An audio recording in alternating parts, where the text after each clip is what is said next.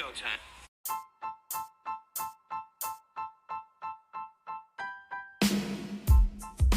The boys are back. That's right, Florida Man Sports is here with another exciting episode. So just sit back, relax, and enjoy the ride. This is Florida Man Sports. Ladies and gentlemen, welcome back.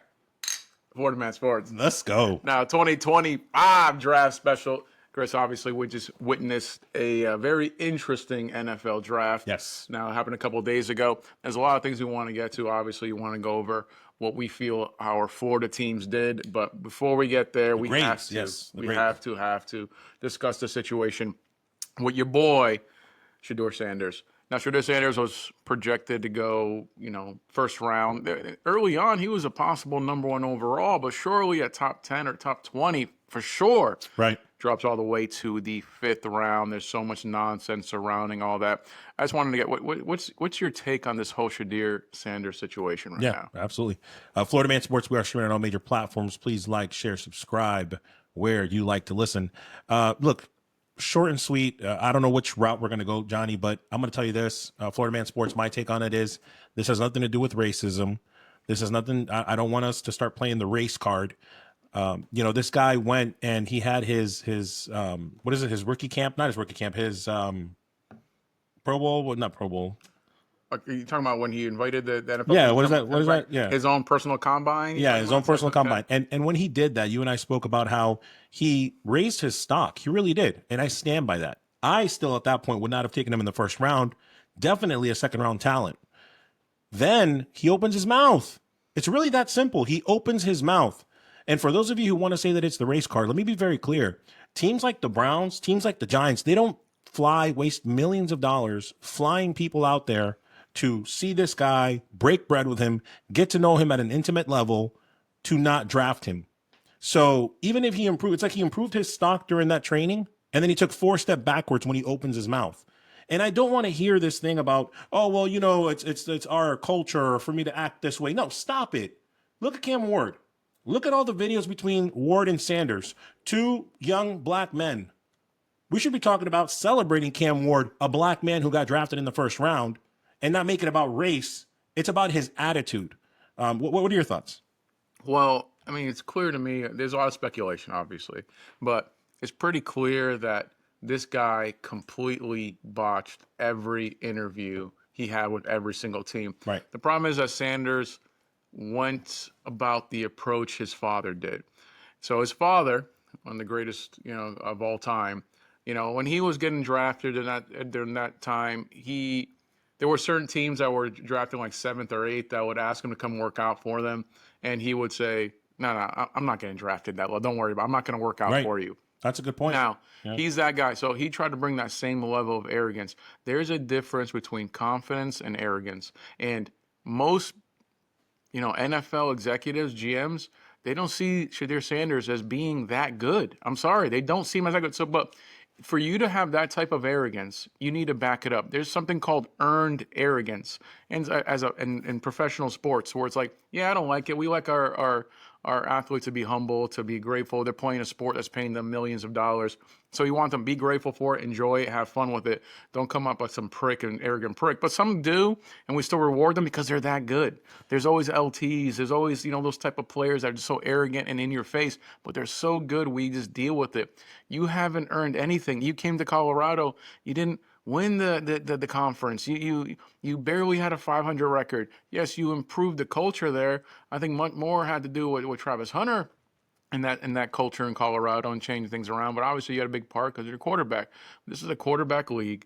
You came in, every interview, every report I've read was talking about this is like the worst, draft interview I've ever had with a player. So that goes to say for someone, never seen this before, Chris, never, to where you have a player who was projected maybe top 10, definitely first round, to fall all the way to 5th round. The closest thing I can think of was Maurice Clarett, Ohio State running back in the day, but he was involved with so many different. He was trying to leave the college early. Right. Yeah. He had some criminal issues, a big mess here. But dude, this is nothing. I'm not even touch the race thing. This is just somebody who allowed instead of just going there with some humility and just letting his talent talk and kind of go there, he went there thinking that, no, I'm going to go in like my dad, and it backfired big time.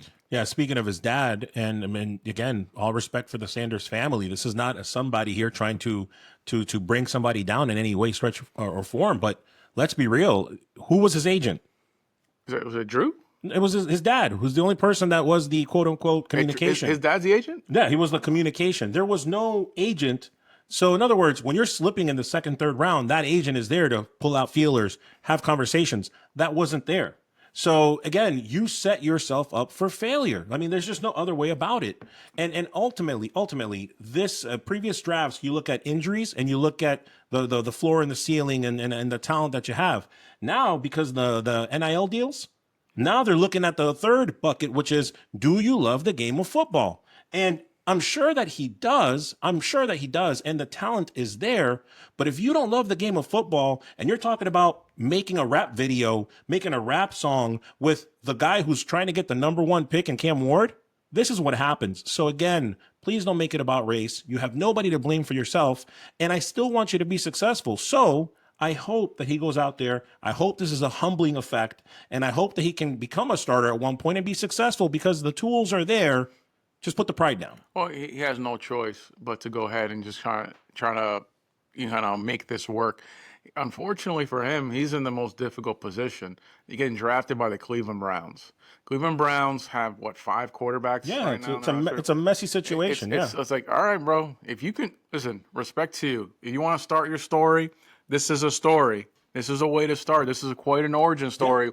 Just, listen, I don't care about Mr. Irrelevant, even Tom Brady. You get drafted by the Cleveland Browns in the 5th round after they drafted a quarterback before you, after they already had 3 other at the time quarterbacks on the roster. Now they have 5, including yourself, and you somehow find a way to become the starter and bring some relevance to the Browns, bro. This is a story. So it's either going to be that, or it's going to be what a lot of people think, and it's going to be nothing. That you're going to show up, you're going to be nothing there, and you're going to be out of the league in 5 years. The league is an unapologetic league. It owes you nothing. So these people too, there's some conspiracies out there that they're like, oh, he should, the league owners all got together and they said they shouldn't. You know what? If they did, which I don't think so, but let's say for a moment that they did, hypothetically, let's say they did. It's their choice. They're the owners. They get to choose and decide and say, listen, I don't want you to draft somebody in the 2nd or 3rd round with this type of attitude, who has said things like his dad's going to be the coach, who is going to make it about himself instead of the team. And they have every right to make those decisions. So no matter which way you cut it, Sanders was the problem here, not anybody else. This isn't, I mean, you have some morons with the keyboard warriors, or trying to make this a Colin Kaepernick situation. It's not. No, it's nothing. It's really not. It's not. This was somebody who came in he got bad advice. His dad didn't help him. Yeah. It's not his dad's fault, but he has some fault in it. It's not Shadour Sanders' fault, but he has some fault in it. At the end of the day, they came in with the wrong game plan to go ahead and try to get a high draft pick. Whatever the advice they got, whether it was from Dion, whether it's from the people in his camp, was the wrong advice, because absolutely no one, as long as I've been watching football, was projected to go a certain level and drop so far. I've seen plenty, Aaron Rodgers we saw, who's supposed to be a top 10 pick draft, ends up being like the last pick in the 1st round. And it's different. We've seen little things like that, but to see this dude fall to where he fell, and I don't think he's going to be a productive, NFL quarterback. I know there's certain things people are talking about, that he had no offensive line, but that's the problem, is that takes too many sacks. The problem is, he didn't have a great offensive line, but the problem is, from what I've read, is that a lot of executives are talking to him, and he was quick to go ahead and dump on his teammates. Like, it's their fault, it's their fault. Nobody wants to hear that. You don't want to hear someone be like, well, why did this happen? Well, my offensive line was terrible. That's what happened. Like, an executive doesn't want to hear. They want to hear you be a leader, go ahead and have some accountability, and be like, well, I should have gotten the job done. This is what I worked with. This is what I done. Not to throw somebody else under the bus. Even though it could be factual, they don't want to hear that, because NFL's a quarterback league, and you need not just talent, you need leadership ability. And by throwing your teammates under the bus, it proves that leadership isn't one of your finer qualities. You know who the biggest loser was in that, right? In the Shadour Sanders thing? Yeah, Cam Ward. I mean, this is last thing I'll say about this is really like the first time, in my opinion, that you go back even to when Jameis Winston and Mariota were being drafted. It was a celebration about the top, about number 1 and number 2, and it's something that's always celebrated and discussed. And I'm sure Ward had his moment in Tennessee, especially with that interview when he first got there. But nevertheless, we are still we schmucks. In the sports world, we're still talking about this Sanders thing instead of celebrating Ward, who is a black quarterback in the NFL. Well, I disagree with that. I think Cam Ward being the number 1 overall pick is tremendous, but I think the bigger story. I think I get it. Shadour Sanders, the whole thing there, but I think the bigger story is our Jacksonville Jaguars. Yes. We know there is that they made the move. Now they made a move. I'll talk about. I want to hear what you have to think about. What you have to say about this, but obviously everybody knows they went and moved up from the 5th spot all the way up to the 2nd spot to get their guy, Travis Hunter. They wanted to make sure they got this premier talent, which I feel. We already had a whole show. You talked about how you felt about Travis Hunter, but please break down for me how you feel about Jacksonville moving up, giving up what they gave up. Obviously, they switched spots. They also gave up a number 1 next year, gave up a number 2, some other things, but mainly they gave up an additional first-round pick next year and a second-rounder this year. How do you feel about them making this move? Yeah, Florida Man Sports, streaming on all platforms. I'm going to it's Florida Man Sports, but I'm always going to be honest, give you the Florida Man perspective. It was a terrible move. I believe we gave away the farm. I don't have Hunter as a top talent. I'm going to stand by that during this season. So again, please feel free to bookmark this episode so you can throw it, rub it in my face if that's what you want, because I want to be wrong. I want to be wrong, but I'm not going to be. In the NFL, especially nowadays, you got to pick a position, and they're making Hunter out to be the savior of the Jaguars. And last I checked, he's not a quarterback. Okay, so it's not. You got to decide wide receiver or cornerback. What are you going to play, and can you be good at it, and can you do it consistently? I don't want to hear about this. He plays dual roles. Gladstone is already mesmerized by him. He's like all over him as the best thing since water. Like literally, like that's how high he is on this kid. The best thing since No, seriously. Did you not hear the interview? Did you not hear the interview? That interview got me fired up. Okay. We're talking about what's wrong with you? And that's one of the best fine. intros, That's features. fine. Gladstone's Gladstone is concerning me. In his first draft going to politics. because he gave away the farm. He gave away a 2nd-round pick that I'll go into detail here in a little bit on. Sure. And then he gave away a 1st-round pick. And I'm gonna tell you right now, I'll leave you with this because I want to hear your point. Sure. The Jaguars better win 10+ games this season, or that 1st round that he gave last season for next year is going to bite him in the butt. Well, the Jacksonville Jaguars put themselves in just that position to win. You can say whatever you want, Chris. You can say whatever. We don't know. We speculate. I know. We speculate on players. Everybody does. We try to figure out. We take our best educated guess here, but we really don't know who's going to go ahead and make it, who's not going to make it, who's going to be a Pro Bowler, who's going to be a Hall of Famer.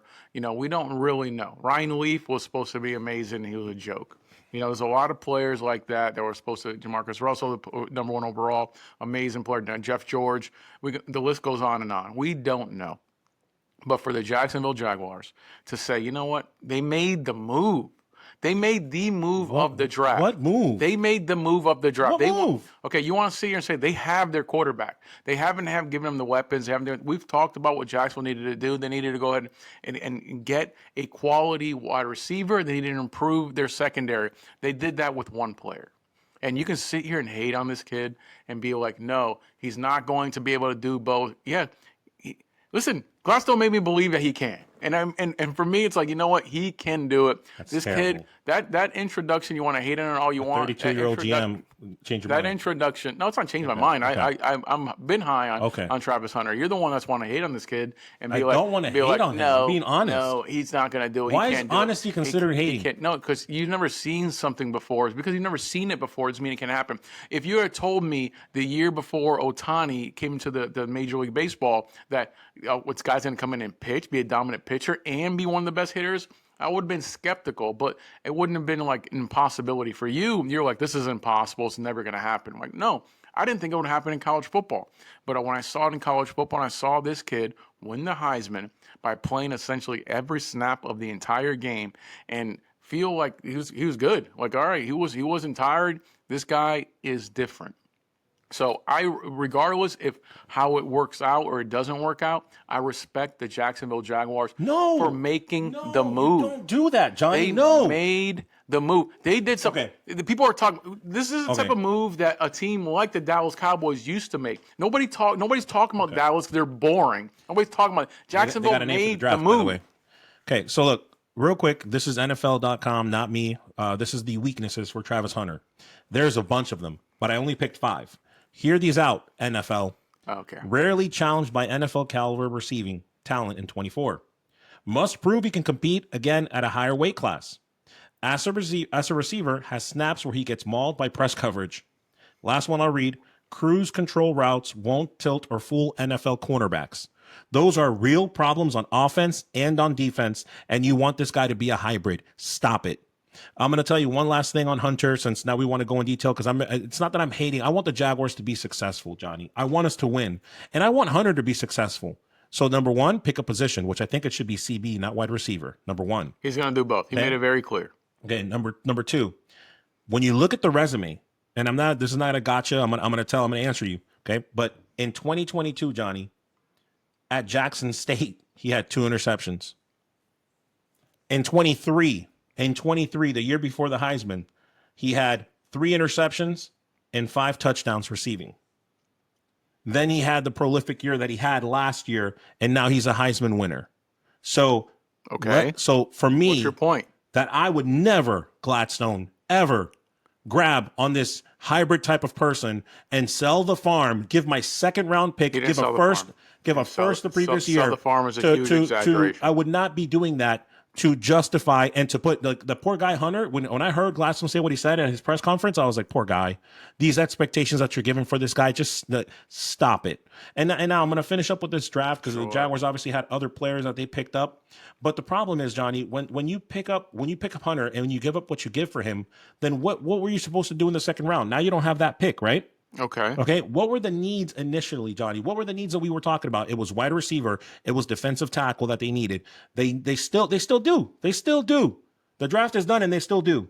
So what now? So you grab what they did in free agency, where they picked up a cornerback, they picked up a safety to start this year. That's what they did during free agency. Okay. So then you're like, oh, but they still need Travis? No, they don't. So, oh my God, come on, man! They're obviously going to go ahead. He's going to be a wide receiver because that's the needs of the Jacksonville Jaguars first. But they're going to create a package for him, so he can be a 3rd down corner, 4th down corner type package for him specifically. Ideally, Travis Hunter would love to play every single down, and he would. But if we expect this guy to have longer than a 5-year career, you're going to have to balance that out a little bit. You can't play every single snap with these 300-pound linebackers. So you're going to make some concessions and figure things out. But I just respect the Jacksonville Jaguars for making the move. Selling the farm, throwing the farm, that's inaccurate. Yeah, okay? you're like, oh, forget about the fact that we win games. That's what they did was nice. Come on, man. How long have this been almost every year? There's been a couple exceptions. Almost every year, the Jacksonville Jaguars have a top 10 pick. What have they done with them? Don't sit here and talk to me about, we're giving up this pick next year. We had somebody on X say that. We had a Jaguar fan on X say that. But here's the thing. Okay. Here's the thing. This is supposed to be the regime of Gladstone, like Jason Light. And Jason Light we trust for the Bucks, right? Okay. Sure. So I want you to do what you can with the picks, not trade them away. Gladstone and Cohen made their mark in their first year saying, this is what we're going to do. We want this guy. They're going to be right or they're going to be wrong. Yep. But I appreciate the cojones it took to go ahead and be like, I'm going to make this move. And you want to sit here and cry about it because let's hoard these picks that we've done nothing with. We got Trevor Lawrence. Obviously, last year's pick, we got a wide receiver. And it's kind of like, all right, cool. We talked about this. They need a wide receiver. They still need some help in the secondary. They got a guy that can improve both. Say what you want. Speaking of cojones, I find it ironic that with the second pick that they gave up, the second pick that they gave up, guess who got picked in the second with the second pick? The Browns. They picked a running back. What did the Jaguars do in the draft? Picked up 2 running backs. I'll leave it at that. I'll leave it at that. Okay. I'll leave it at that. If we go over everything on that, you're over here running backs. The Jacksonville Jaguars, they covered their bases. They really fixed all the things they needed to. They picked up, now it's Travis Hunter, Caleb Renshaw, a cornerback from Tulane, a guard from West Virginia, running back from Virginia Tech, linebacker from Notre Dame, another linebacker, a safety from Navy, which is very underrated, a center, and another running back. So had they not have gone for Hunter, had they gone to defensive tackle like they were supposed to, or wide receiver, or trade down, get a top tier wide receiver, then with the second round they would have been able to get the running back. They wouldn't have needed 2 running backs. They would have been able to get an offensive guard and a cornerback. So that's the way. In other words, because they gave up that second round, they compensated in this draft. No, so I disagree. So we can disagree. What do you grade? Exactly. I was about to ask you, like you sit here and talking about this. The Jacksonville Jaguars in this draft completely. They got an A in this draft. God. An A in this draft because people are talking about the Jacksonville Jaguars and they filled essentially all the holes. You want to sit here and complain about certain things, the defensive end, this and that. Like, dude, they added depth to their secondary. They got the running backs. They got the key player they needed. My main concern for them is like, you need a wide receiver. Where is it? I want them to pick up Godwin. I want to focus to pick up Godwin. Hunter's a wide receiver. So they went ahead and picked up one of the best wide receivers in college football last year, the best cornerback in college football last year. So hater extraordinaire over here wants to sit here and be like that. No, he's no good. He's going to be trusted. I respect them making the moves, not being scared. Scared money don't make money. So you want to go some wins. They made the move of the draft. Well done. Not one defensive tackle, not one wide receiver, not one tight end to help out Strange. And the saddest part about this, folks, because I want Jacksonville to be successful, is that Trevor Lawrence is now in his 3rd coach. We forget about that. And what tools did they give him to help out, Johnny? What tools? A wide receiver. They gave him some running backs. They gave him a question mark, and they gave him 2 running backs when they could have had a good one in the second round. So bottom line is, kudos for having the guts to make moves. Terrible execution in making those moves. Jaguars get a C. Oh, okay. Hey, that's your opinion. You can stick by it. It's fine. It is what it is. But all of these players are question marks, Chris. Nobody is a sure thing. They're all question marks. I just respect the Jags to go ahead and making a move on the largest question mark, the biggest upside there is. Moving on to our second Florida team, the Miami Dolphins. Chris, Miami Dolphins are interesting, to say the least. It's, they're out of money. They had some draft capital. They made some moves here. Tell me overall what you think about what Miami did. Obviously, they picked up some defensive tackles. They picked up some guards, some safety, running backs. They actually made a move for the QB, which is interesting. But overall, what do you think about Miami? Well, we gave kudos to Miami for having a magnificent offseason considering the cap problems that they had, right? Yes. Just to kind of rehash on what they did, they got Zach Wilson to help out against, if God forbid something happens to 2 on a 1-year deal. They got Nick Westbrook at wide receiver. They got a couple linebackers and Dotson and KJ Britt from the Bucks. So just as a reminder, because then what happens is we had the whole, what's going to happen with Cheetah, right? What's going to happen at the cornerback position as well? We were hearing that there was going to be trade speculations. But what did the Dolphins do, man? Smoke and mirrors. Nobody got traded. Did Ramsey get traded? No. Did Cheetah get talked about? No. So what does Miami do? Miami goes and drafts the best tackle available other than Graham and Kenneth Grant. So he's a day 1 starter, top 3 defensive tackle. There's no debate about that. So kudos to Miami for the pick. At that, there's debates about that. No, not when you consider he's a top 3 by all the grades, but more importantly, at 6'4", 33.5-inch arms, 10 and 1/8 hands, he is one of the bigger defensive tackle prospects. 1/8? Yeah, he's one. Yeah, I'm just giving you the facts here, right? So the top 4 tackles were gone, the offensive guard was gone, the top edge was gone, and the top running back was gone. So kudos to the Dolphins on Kenneth Grant. I love that pick. And then just real quick, Johnny, in the second round, they actually traded up to get to go guard, which is again another position that they needed to go with Jonas. What is it, Savania? Yeah, Savania. That's good enough. At the end of the day, they need to protect Tua. Yeah. So I'll go over the other picks when I hear your take, but I'm very, very happy with the results for Miami. I'll wait for the grade. What are your thoughts? Miami did fine. Same way we saw. The problem is that we're grading them on a curve. So we're getting on curve because they don't have any money. So the free agency, because they have no money, they did pretty damn well. Yeah, and they're keeping for right now. The quarterback position is okay for right now. Yeah, so but same thing. They have a 13th pick. They're a mid round pick. Because of that, it ain't bad. That's what we think. That's what the Dolphins like. This isn't a home run. This isn't something that I'm very interested in. That pick out of Texas, Quinn Ewers, who was a very good quarterback. And I'm like, okay, I'm not mad at that. They picked him in the 7th round. I'm not mad about him. Like, hey, they're going to sit there, throw a flyer on the kid and see what he can do maybe, down the line, whatever, see what's going to happen Wait, on you that. have him for the next 5 years. I love it. But I love it. with the defensive tackle, guard, defensive tackle, corner, safety, running back, obviously that quarterback and another defensive tackle. No, I'm fine with what Miami did. But see, this is what I'm talking about. This is a Florida team that, did they have a horrible draft? No.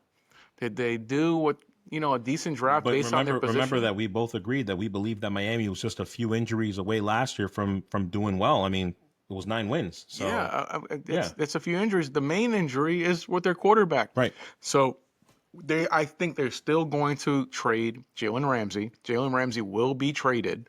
So I guess you're hating on because we thought maybe they'll make some moves to trade him to go ahead and get some, some draft stocks. No, I get it, but they're going to trade him. It's going to be traded. I still think they're going to trade Hill. I should say wishful thinking because I want them to trade Hill. I think they're going to start the season with Hill. If the season doesn't go the way they expect it to halfway through before the trade deadline, they will move on from him and hopefully get a number 1 pick, or first round pick. But I think they probably end up with a second rounder. But we'll see. I'm just speculating on that thing. So Dolphins will still have some moves. Jalen Ramsey, 100% will be traded. They already let him know. It's the same situation they had with Cooper Kupp when they talked to him and we're going to trade you. Same thing Miami said, you're going to be traded. We're shopping you around. You got to have a partner to do that, though, and it's got to make sense. There's plenty of teams. It's got to make sense. There's plenty of teams. I would not be surprised. You want to sit here and hate on the moves and everything that the Jacksonville Jaguars did if they make a move to bring Ramsey back to where the team he got drafted, the Jacksonville Jaguars. And Ramsey goes full circle, goes back to Jacksonville, and goes ahead and have those corners of having a package deal of the corner. Not just the corners, they drafted some other corners, but having Hunter, had Ramsey, and still it's like hey, we'll see. It could be interesting. They would if they had picks that they could use for next year, but oops, they don't. They still have picks. They give up one. The main thing next year is their first round. So what is your grade on the Dolphins? The Dolphins did their job. They did what they needed to do based on the money they have. They get a B- on that. Yep, I've got a B. Again, short and sweet. The first and second round were good picks. After that, because they traded up to get to the second round. After that, it was 5th round picks. So you got 1, 2, 3 5th round picks, 2 7th round, and a 6th round pick. Yeah, I get it. So if any of those guys materialize, the grade can only get better. And I'm gonna tell you right now, I love. I'm gonna butcher his name. You said Quinn Ewers. I love that kid. If you look for where we got him, yes, in the 7th round. Are you kidding me? Somebody you can keep for 5 years while you see what happens with Tua. I love that. So the kid's a proven winner. B plus. Proven winner. SEC, Texas football. He's a good quality quarterback, and I'm fine with him kind of developing under Tua just in case. Yep. Moving on to our final Florida team, Christy, Tampa Bay Buccaneers made some moves, some very, very surprising moves. But being the Tampa Bay lifer that you are, please tell me what you think about Tampa Bay's performance in the 2025 NFL Draft. Florida Man Sports, streaming on all major platforms. Talking about the Tampa Bay Bucks. I'm going to level with you guys. Everybody thought it wasn't just me. That the Bucks were going to have an all defense type of draft. I had in my mocks at the very top 4 picks defense. You've got the linebacker situation. We've got cornerback and safety that this guy thinks that we need, et cetera, et cetera. Mm-hmm. And then we go wide receiver. And the night that it happened, I was upset. I didn't realize that. The night that it happened, you disappeared from our group chat. I was upset because I felt like we weren't loading up for this year. Then I have to. This guy was talking smash the whole time in the group chat, and then the second Tampa Bay picks up their first pick, he couldn't take it. He can dish it out. He can't take it. Look, before, if you don't agree that we don't need help on defense, and you're like, we need help on offense, then you go, okay, well then maybe at tight end. Yeah, we need help at tight end, and we could always go with another offensive guard or tackle to help. You don't like because of injuries. No, he's fine, but you always have a 2 tight end set, so you have it just in case. You know True. that. So ultimately, even if you wanted to go offense, but then we go wide receiver. So then, anyways, I understand the why. I get it. Top wide receiver 1 potential. Godwin Evans are not going to get any younger, so I get it, Jason Light. I get it. More importantly, he's a winner. He's got the intangibles, from Ohio State, right? Okay. But here's my question to you, John. Here's my question. Sure. Right after that, the Broncos go on and pick Jaheed Barron. They take the first corner, the first CB right after that. So all your cornerbacks were available. The linebacker and Jahad Campbell was available, who dropped to almost the last pick of the draft. I want to understand the why. I get the why on the player, but I still don't get the why on the draft.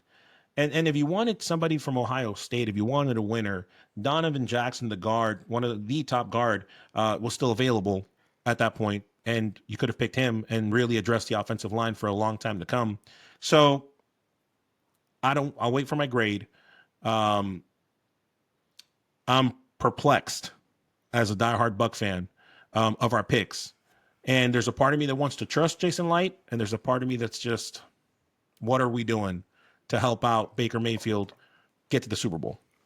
No, this is 100%. What are you doing? Like, I get it. We're like I said earlier, we're kind of doing educated guesses on players, but you picked up a wide receiver on your first pick. It's like and this guy is going to essentially compete and try to take some snaps away from Godwin, the guy you just re-signed. And look at how McMillan did last year. He had a really good year. Yes, like, that's exactly what I was going to say. Like, you drafted McMillan. He had a good year.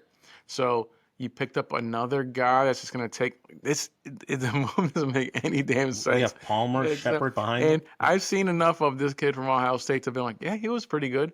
He's not Smith from Ohio State, who's going to come in the draft probably next year. He's not that elite talent. He's just pretty good wide receiver. And you're going to go ahead and you don't even need this. That position is not needed on your team, and you went ahead and waived it. And so many good players. You mentioned a few of them that were available, and you passed on them. Who really was really grateful for that. The Atlanta Falcons picked up a player that could have helped you that you said, nah, I'm good, and we're going to pick up some guy that's not going to help. This player, I don't care. He could turn out to be really good. He's not going to help the 2025 Tampa Bay Buccaneers be a better team. And let's talk about the wide receiver position in the draft real quick, too. When you look at the available wide receivers at that time, because McMillan was the only one that got drafted at that point other than Travis Hunter, who's a CB wide receiver. Burden the second, rated higher, went in the second round. Okay. Golden, rated higher, went 23rd. You said McMillan. There's a McMillan in the draft. Okay. Different McMillan, yeah. Golden, rated higher, went with the 23rd pick. Beck, compared to Egbuka, went in the second, 26th overall, which really fires me up. And then Jaden Higgins, don't forget that name, Jaden Higgins. I feel if it's not McMillan, it's going to be Higgins. They're going to be competing for Offensive Rookie of the Year. I'm very high on that guy. He went in the second round. So I guess my point being, Johnny, is in my opinion, is we could have gone defense and with the second round still gotten a top tier wide receiver if that was our concern. So that's my biggest reason why I'm being so critical on our Bucks. And I love our Bucks, guys. I love it. And I do trust Jason Light. So that's why my grade is not that negative, but it's not very positive. What do you grade the Bucks draft this season? Oh, I'm sorry. I grade them a D-. I don't. This draft I didn't understand at all. They obviously went ahead and picked up this guy. They picked up a corner from Notre Dame with their second pick, another corner from Kansas State, an edge rusher, another edge rusher, another wide receiver from Oregon. What the heck? It's got some edge rushers. Oh yeah, we already have an edge rusher that we're picking up and giving a flyer on. If he succeeds, we're going to re-sign him to big money. Wide receivers, a couple corners. Like, what the heck are you doing? You have a lot of faith in this guy and Jason Light. Hey, good for you. I don't have that same faith. He's done us great in the past, and that's my point, right? He goes back cornerback. Why? Because he didn't address it in the first round, kind of like the Jags. Yeah. I hate to bring the Jags, but kind of like the Jags. They double down. They double down because they didn't do things right at first. They did address it. Then to your point, they go with two edges, one from Central Arkansas.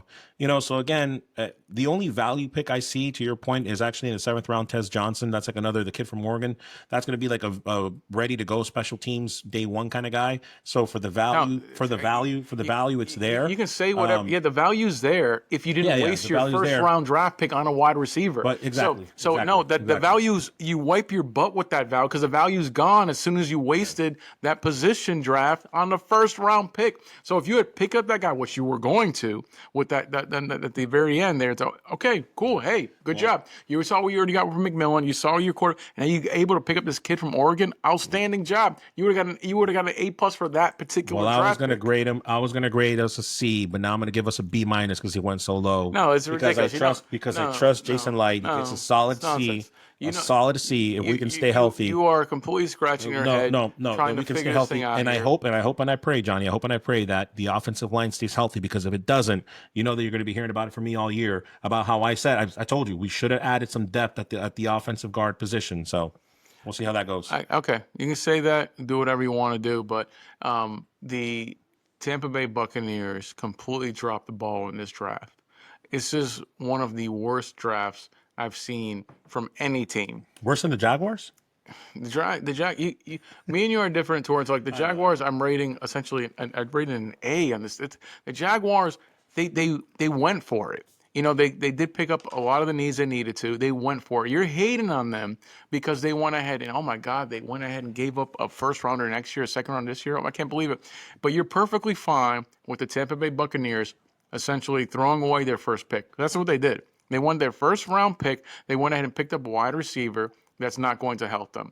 Godwin, they re-signed. You obviously have Evans. You have this great freaking year for McMillan. And they're like, yeah, let's go ahead and always say first round pick on this other kid here. Maybe he can be good, but he just doesn't make any sense. Let's hope Jason Light is right. Well, and Jason Light we trust. I hope so, but you have more trust in him than I do. I'm not a trusting person. But overall, Chris, I mean, we're talking about Florida teams. But regardless, including the Florida teams, who do you think won the draft this year? I'm going to give you one. I'm just going to give you one team. The Oakland Raiders, Las Vegas Raiders. You still Oakland? I'm always going to say Oakland. The Oakland Raiders. Look, when you draft, if you look at their draft, you have about 6, maybe 7 guys who are going to be able to compete for a starting job. Okay. That's pretty damn awesome. Pat yourself on the back.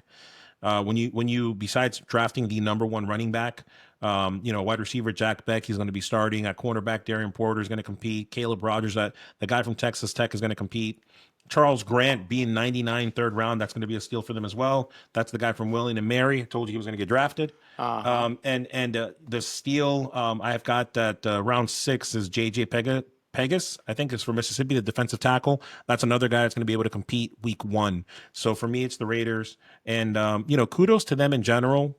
Kudos to them because ultimately we already know Coach Pete Carroll's not getting any younger. And they are starting to remind me of the Washington Commanders last year that did so bad the year before, obviously minus a rookie quarterback in Jaden Daniels. I get that. But they are reminding me a lot this year of what they could look like this coming season. So the Raiders. Raiders had a really good draft. I respect that. But for me, it's a tie between 2 teams that won the draft. Jacksonville Jaguars won the draft. Followed right along with the New England Patriots. New England Patriots, they both filled all the positions they needed to. And the Patriots side, they started with going ahead and making sure they're protecting the quarterback that they believe in. And Drake May is going to go ahead and handle things for them. Mike Vrabel made a great job of making sure that his defense is covered. This team, assuming that Drake May is the guy they think that he is well on their way to being back in that Super Bowl mix. So we'll see, but outstanding job. They made great picks, but Jacksonville Jaguars at Florida Man Sports, Jacksonville Jaguars went for it. They took the Hail Mary. They went and took the home run swing. They did everything they needed to do to try to position themselves into getting the playoffs next year. So well done, Jacksonville. It's on you now, Trevor Lawrence. You got the weapons here. We have the coach, we have the GM, we have everything in place to go ahead and win this division. So for me, who took the biggest back step for me is the Tampa Bay Buccaneers. Tampa Bay Buccaneers have always been pushing forward. They allow their opponents in the NFC South to draft significantly better. They all got better. Tampa Bay did not get better after this draft. I look at this draft and I'm like, did you get better? And I don't see it. The Atlanta Falcons got better. The New Orleans Saints got better. Saints going to get better. Saints Anyway, they got better. The Carolina Panthers got better. They did okay. But no, the Tampa Bay Buccaneers, I don't know what happened. They decided to sleep in. They took the day off. I don't know what. But this draft was abysmal. The draft losers, the real losers, are the Detroit Lions. You've got the only good pick in the top 3 is going to be offensive guard Tate Tate Ratledge from Georgia, but they picked up defensive tackle Tyleiki Williams out of Ohio State. They reached for him. They could have gotten him in the second round. He was a second-round prospect. And then Isaac Tesla from Arkansas. He was projected a fourth-round pick. They picked him up in the third. So for me, the Detroit Lions 100% reached on their picks short of the second round. Forever hating on the Lions. And so don't be surprised that the Detroit Lions don't win double digits this coming season. Yo, I don't want to Man Sports. Just stop. No, the Florida Man Sports. No, Chris. Don't be surprised. Chris from Florida Man Sports. No. Yeah, last year you kept talking every game. They're not winning 10 games. They're going to fall off. You kept calling it. They had 9 wins. Nope, they're going to lose everywhere. Their draft was almost, the Lions draft was almost as bad or equal to the Saints. Oh my God. That's all you need to know. Such a hater. That's all you need to know. The Detroit Lions will be in the mix to be in the Super Bowl next year, as they were this year and the year before. So, no. Listen, I want to just have some final words to wrap this show up, Johnny. Sure. Okay, some final words. Yes, sir. In the NFL draft, it is our job here at Florida Man Sports. It's not just to give you all sunshine and rainbows and everything. That's what we're doing? No. Well, because a lot of people are doing that. They're hailing this move with Jacksonville. I'm going to give you my real perspective on what I think. And listen, folks, because it is Florida Man Sports, I hope I'm wrong. I pray that I'm wrong. He just said the Bucs had a terrible draft. I pray that he's wrong. And we hope that Miami can be competitive and stay healthy. You pray a lot, man. You pray a lot. I do. I'm hoping for all 3 teams to be in the playoffs this year. But guess what? You can't have your cake and eat it too sometimes, because you trade up for players like Travis Hunter. I'm perfectly fine. The whole thing, you're missing the point, Chris, is that regardless if Travis Hunter ends up being the guy I think he's going to be, or he ends up being the guy you think he's going to be, I respect the fact that our Florida team, our Jacksonville Jaguars, went ahead and had the cojones to make the move. They knew that he wasn't going to be there at the number 5 pick. They said, to be damn with it, I'm going to go ahead and move up and get this guy. We're going to get this the guy we want, and they made the move. So I respect it, because they know they needed to do something, and they are the main focus, and they made the biggest move of the draft, and that's why they get an A in the draft, and that's why they're going to go ahead and win the division. Listen, if nothing else, folks, Florida Man Sports, streaming it on major platforms. We're excited about this NFL season. If you haven't figured it out yet, next week we'll try to be going live, but we're also going to talk about, at this point, all the unrestricted people that got signed, the people that didn't make the draft that got signed by our respective teams. So we'll talk about that next week. Yes, sir. Any last words, Johnny Cinco? I think that you're correct that moving forward, I think just about most of our shows, if not all of our shows, will be live. Let's go. He's Johnny. I'm Christian. We're out, y'all. Later.